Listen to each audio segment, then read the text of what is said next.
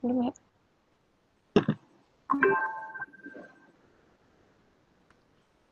Assalamualaikum warahmatullahi wabarakatuh. Baik, di sini kami dari kelompok 5 yang beranggotakan Sarah Nurhaliza dengan NIM 1910713038, Luhandoko dengan NIM 1910713074, dan saya sendiri Dini Novianti dengan NIM 1910713118.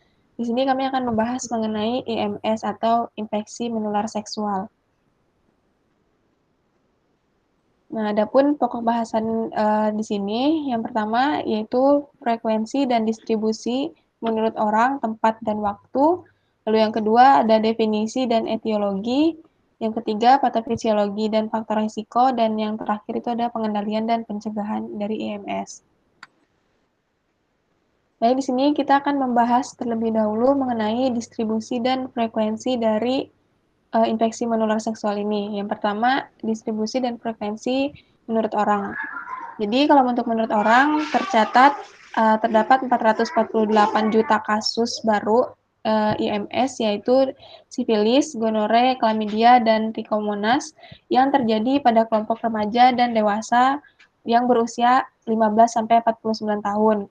Serta selalu terjadi peningkatan kasus pada kelompok wanita penjajah seksual atau WPS. Lalu kelompok lain yang rentan terkena IMS ini yaitu seperti wisatawan, pelaut, pecandu narkoba, peminum alkohol, homoseksual, dan orang yang berganti-ganti pasangan dalam berhubungan seksual, dan neonatus. Lalu yang ketiga itu ada prevalensi dari IMS di Indonesia berdasarkan data hasil survei terpadu biologis dan perilaku atau STBP pada tahun 2011. Di sini untuk IMS jenis gonore ini terdapat pada WPS langsung, itu kasusnya 38%, lalu pada waria itu 29%, dan laki-laki, seks laki-laki atau LSL itu sebesar 21%. Lalu pada sifilis ini ditemukan pada waria itu 25%, lalu pada WPSL atau wanita penjajah seksual langsung itu 10%, dan LSL itu 9%. Lalu kalau pada klamidia itu pada WPSL ditemukan kasus sebesar 41%, dan WPS tidak langsung itu 40%, dan pada waria itu 28%. Lalu untuk HIV/AIDS itu pada heteroseks sebesar 71,5%, dan faktor tidak diketahui itu 16,5%, dan pada penasun itu 4,9%. Selanjutnya kalau untuk menurut tempat, di mana berdasarkan pada data WHO pada tahun 2005 itu sebanyak 457 juta orang di seluruh dunia itu terkena IMS. Kasus penderita IMS ini sebagian besar berada di kawasan Asia Selatan dan Asia Tenggara, yaitu kasus yang ditemukan sebanyak 151 juta. Dan diikuti itu di daerah Afrika sebesar 70 juta, dan yang terendah itu terdapat di Australia dan Selandia Baru, itu hanya 1 juta kasus saja. Lalu kalau untuk di Indonesia sendiri, kasus IMS yang masih cukup tinggi jumlah kasusnya, yang pertama itu ada di DKI Jakarta, di mana pada tahun 2010 IMS sifilis itu ditemukan sebanyak 436 kasus, dan pada tahun 2011 itu meningkat menjadi 605 kasus. Selanjutnya untuk penyakit gonore pada tahun 2010 juga itu di Jakarta ditemukan sebanyak 6.412 kasus, dan pada tahun 2011 itu mengalami penurunan tapi masih cukup tinggi, itu sebesar 4.703 kasus. Lalu kalau untuk klamidia itu ditemukan sebanyak 1.885 kasus baru, dan di tahun 2011 itu sebanyak 1.804 kasus. Selanjutnya kalau untuk HIV/AIDS, kasus barunya ditemukan pada tahun 2010 itu 1.016 atau 921 kasus, dan pada tahun 2011 itu sebanyak 1.160 atau 1.093 kasus. Dan pada tahun 2012 ini mengalami peningkatan lagi menjadi 22.925 atau 6.299 kasus. Selanjutnya kalau untuk di daerah lain seperti di Jawa Tengah, itu pada tahun 2013 ditemukan terjadi peningkatan jumlah IMS menjadi 10.473 kasus, yang awalnya pada tahun 2012 itu hanya 8.671 kasus. Nah, selanjutnya distribusi dan frekuensi menurut waktu, di mana untuk prevalensi dari infeksi gonore dan chlamydia di beberapa lokasi pada tahun 99 sampai dengan 2001 itu menunjukkan prevalensi yang cukup tinggi. Itu antara 20% sampai 35%.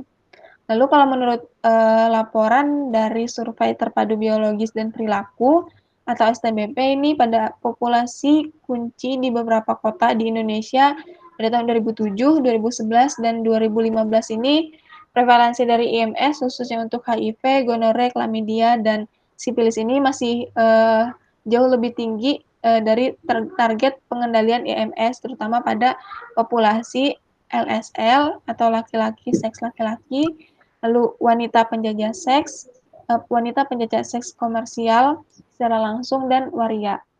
Dan di Indonesia untuk kasus HIV ini sejak tahun 2005 hingga 2014 itu kasusnya berjumlah 160.138 kasus. Dan kasus baru AIDS pada tahun 2008 sampai 2014 ini sebanyak 65.790 kasus, dan jumlah wanita usia subur di Indonesia sebanyak 9.799.799.991 wanita. Lalu masuk pada subbab yang kedua, yakni definisi dan etiologi infeksi menular seksual. Yang pertama, saya akan menjelaskan tentang definisi IMS. Yang pertama ada definisi IMS menurut WHO tahun 2005, yakni penyakit menular seksual atau infeksi menular seksual merupakan penyakit infeksi yang ditularkan secara seksual yang mencakup sifilis, kankroid, chlamydia, dan gonore.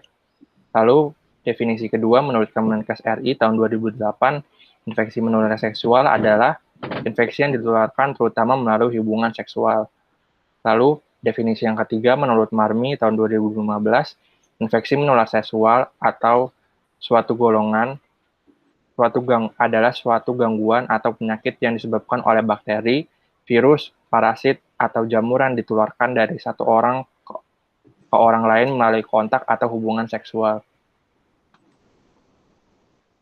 Lalu, definisi yang keempat menurut Aprilia Ningrum tahun 2005, infeksi menular seksual didefinisikan sebagai penyakit yang disebabkan karena adanya invasi organisme virus, bakteri, parasit, dan kutu kelamin yang sebagian besar menular melalui hubungan seksual, baik yang berlainan jenis maupun sesama jenis. Yang terakhir, menurut Izazi tahun 2018, infeksi menular seksual merupakan infeksi yang penularannya terutama melalui hubungan seksual yang mencakup infeksi yang disertai gejala-gejala yang asimptomatis. Kemudian ada etiologi dari infeksi menular seksual. Yang pertama adalah etiologi dari HIV/AIDS. HIV atau Human Immunodeficiency Virus merupakan patogen yang menyerang sistem imun manusia, terutama sel makrofag dan sel limfosit T. Lalu AIDS merupakan kumpulan dari gejala penyakit akibat turunnya kekebalan tubuh individu akibat HIV. Hal ini berarti HIV adalah agen yang berperan dalam sebagai patogen atas kasus AIDS. HIV merupakan retrovirus yang terdiri atas rantai tunggal DNA atas rantai tunggal RNA yang menyebabkan kelainan imun dari agen limfavirus LAF atau human T-cell. Virus ini akan berubah struktur RNA menjadi DNA setelah masuk ke dalam tubuh penjamu. Terdapat 5 fase transisi HIV/AIDS. Yang pertama yaitu window period, yaitu berlangsung selama 4-6 minggu setelah infeksi dan masih belum menunjukkan gejala. Pada fase kedua yaitu fase indeksi primer akut menunjukkan gejala flu selama 1-2 minggu. Pada fase ketiga infeksi asimptomatik, selama 1-15 tahun tanpa gejala apapun. Yang keempat ada supresi imun simptomatik selama lebih dari 2 tahun dengan gejala yang beragam seperti demam, keringat pada malam hari, neuropati, lesi mulut, dan lainnya. Dan pada fase terakhir yaitu fase H yang terjadi bervariasi antara 1-5 tahun yang dapat menyebabkan infeksi oportunitis berat, tumor, dan manifestasi neurologis. Yang kedua adalah etiologi gonore. Gonore merupakan infeksi menular seksual yang disebabkan oleh Neisseria gonorrhoeae. Gonore menyerang membran mukosa pada pria dan endoservik pada wanita, serta penularannya melalui kontak seksual. Bakteri gonore merupakan bakteri gram negatif yang berbentuk diplococcus, yang bersifat aerob, dan berbentuk seperti biji kopi. Bakteri ini biasanya terdapat pada leukosit berdiameter 0,8 nanometer, tidak motil, dan tidak berspora. Bakteri ini dapat berkembang dengan baik pada suhu 35-37 derajat Celcius dan pada pH 7,2-7,6. Secara morfologis, bakteri ini terdiri dari atas 4 tipe, yakni tipe 1 dan tipe 2 dengan ciri mempunyai pili dan bersifat virulen, sedangkan pada tipe 3 dan tipe 4 tidak memiliki pili dan virulen. Pili pada bakteri gonore akan melekat pada epitel mukosa dan akan menyebabkan reaksi radang. Selanjutnya yang ketiga ada etiologi dari sifilis. Sifilis merupakan infeksi yang menular seksual yang disebabkan oleh bakteri Treponema pallidum. Bakteri penyebab sifilis merupakan bakteri anaerobik berbentuk spiral dengan panjang 6-20 nanometer dan berdiameter 0,10-0,18 nanometer. Sifilis masuk dan menginfeksi melalui membran mukus atau kulit yang mengelupas saat melakukan kontak seksual. Treponema pallidum tidak memiliki lipopolisakarida dan tidak memproduksi protein toksik. Gejala yang ditimbulkan merupakan akibat dari respon imun dan inflamasi oleh penjamu. Yang keempat ada etiologi dari Chlamydia. Chlamydia merupakan infeksi menular seksual yang disebabkan oleh Chlamydia trachomatis. Penyakit ini disebabkan oleh infeksi genital non-spesifik pada pria dan wanita. Chlamydia trachomatis merupakan bakteri obligat intraseluler berukuran 0,2-1 nanometer dan hanya dapat berkembang biak dalam sel eukariot. Bakteri ini tergolong bakteri gram negatif dan tidak mengandung peptidoglikan dan asam N-muramik. Bakteri ini hidup berkoloni dan membelah diri secara binar fusion dan intrasitoplasma.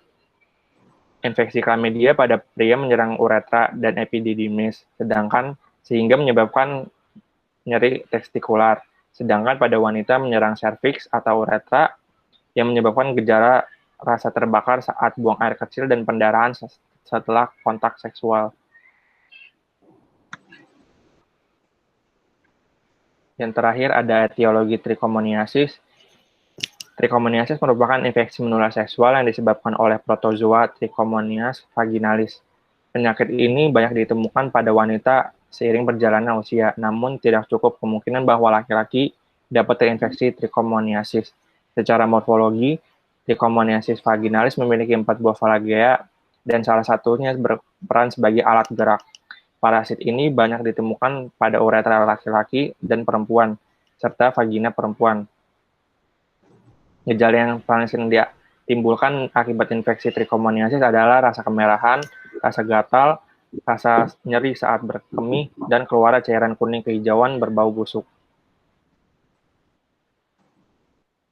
Lalu selanjutnya ada patofisiologi dan faktor resiko. Yang pertama itu ada patofisiologi HIV. Acquired Immunodeficiency Syndrome adalah sindrom dengan gejala infeksi oportunistik atau kanker tertentu akibat menurunnya sistem kekebalan tubuh karena infeksi Human Immunodeficiency Virus atau HIV tipe 1 maupun tipe 2. Virus ini ditularkan melalui perantaranya darah, semen, dan sekret vagina baik melalui hubungan seksual atau cara transmisi lainnya.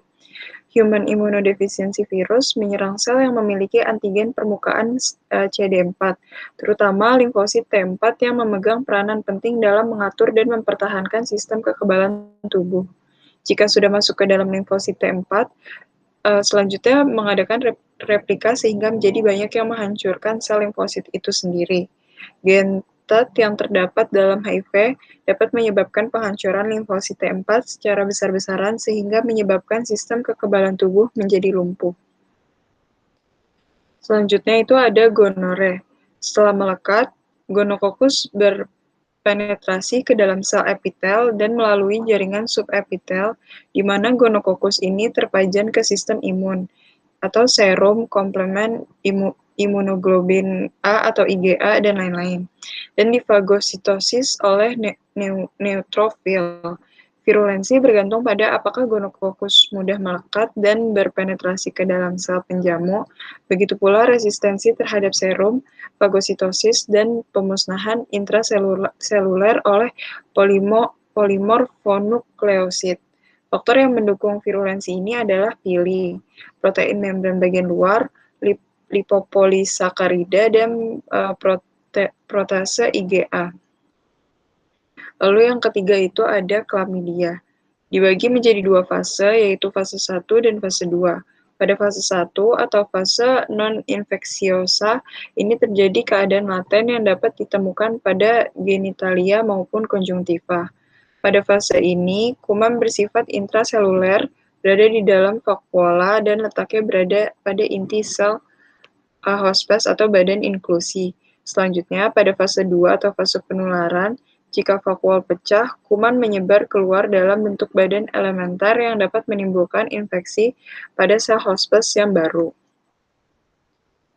Yang keempat itu ada sifilis. Endarteritis obliteratif terjadi pada semua tahap penyakit.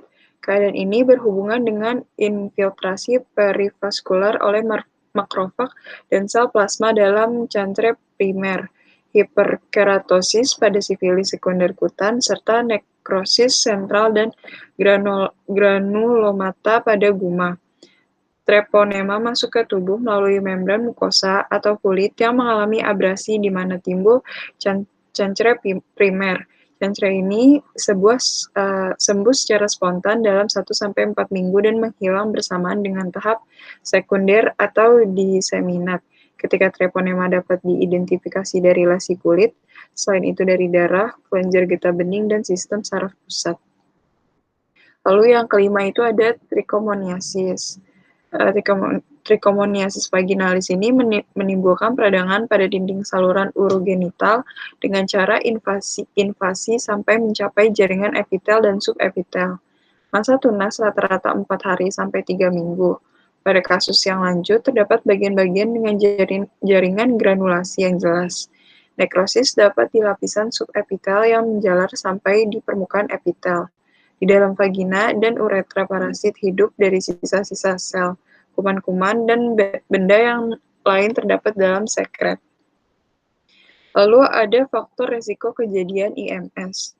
Faktor resiko kejadian IMS ini disebabkan oleh ada yang dari agent, host, dan lingkungan. Nah, yang pertama itu ada faktor penyebab penyakit melalui agent. Penyakit menular seksual sangat bervariasi penyebabnya, dapat berupa virus, parasit, bakteri, ataupun protozoa. Lalu faktor penjamu atau host itu ada umur, jenis kelamin, status perkawinan, pilihan dalam hubungan seksual, lama bekerja sebagai pekerja seks komersial, dan pemakaian kondom. Lalu yang ketiga itu ada faktor lingkungan, yaitu faktor demografi, faktor sosial ekonomi, faktor kebudayaan, dan faktor medik. Lalu yang keempat itu ada pengendalian dan pencegahan. Program pencegahan dan pengendalian IMS bertujuan untuk yang pertama itu untuk mengurangi morbiditas dan mortalitas berkaitan dengan IMS. Yang kedua itu ada mencegah komplikasi serius pada kaum perempuan. Yang ketiga itu ada mencegah efek kehamilan yang buruk. Dan yang keempat itu ada mencegah infeksi HIV. Lalu terdapat juga pengendalian IMS di Fasilkas atau fasilitas kesehatan. Nah, yang pertama itu ada identifikasi dan analisis besaran masalah di wilayah kerja Fasienkes Puskesmas. Yang kedua, upaya pencegahan di masyarakat Fasienkes primer dan Fasienkes primer rujukan. Yang ketiga, pencegahan dan pengendalian infeksi di Fasienkes. Yang keempat, tata laksana pasca pajanan. Yang kelima, penemuan kasus baru. Yang keenam, perawatan kronis yang baik Fasienkes primer. Yang ketujuh, pemberian obat ARV Fasienkes primer. Yang ke-8, pengendalian dan pengobatan IMS Fasienkes primer. Dan yang ke-9 ada pengurangan dampak buruk serta pengendalian IMS yang lainnya. Lalu ada juga program pencegahan IMS menurut gaya warna lentara. Cara mencegah IMS terutama pada orang dewasa adalah dengan tidak membiarkan darah atau cairan kelamin orang lain masuk ke dalam tubuh kita. Cara pencegahan penularan lewat hubungan seks antara lain yang pertama itu adalah dengan absen dari seks. Lalu yang kedua adalah berlaku saling setia, dan yang ketiga cegah infeksi dengan menggunakan kondom sewaktu berhubungan seks. Lalu ada pencegahan penularan cara lainnya. Yang pertama itu ada mencegah masuknya transfusi darah tambahan yang belum diperiksa kebersihannya dari IMS ke dalam tubuh kita. Yang kedua, berhati-hati waktu menangani segala hal yang tercemar oleh darah segar. Yang ketiga, mencegah pemakaian alat-alat tembus kulit yang tidak suci hama atau tidak steril terhadap diri kita, misalnya jarum suntik, alat tato, alat tindik, dan sejenisnya yang bekas dipakai orang lain. Jarum suntik yang baru biasanya masih dalam plastik dan dibuka di hadapan kita. Terima kasih. Sekian penjelasan mengenai IMS dari kelompok kami. Assalamualaikum warahmatullahi wabarakatuh.